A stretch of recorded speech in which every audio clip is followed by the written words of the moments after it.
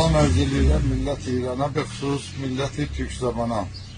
Anam ben bir dənə Ay Həddadadının videona baxırdım. Orada deyir, şah zamanı heç kəsin haqqı yox idi məclisdə türkçü danışa. Ağa, sənin bu sözlüyü biz qəbul edirik. Biz şahı ilə onun üçün qovduq məmləkətdən ki, istiqlala yetişək. İstiqlala yetişmişik və bəxatir azadi, bəxatir bəzi məsailələr bir şey qovmuşuq, çox məsailələr. Alan da bizim qanun əsasımızda gəlibdir. Hər kəsən eləyə bilər. Öz dilində, hətta dərs oxuya. Deyirəm, daş düşsün bizim nümayəndələrin başına və bu neçə ildir yatırlar orada Türk millətinin.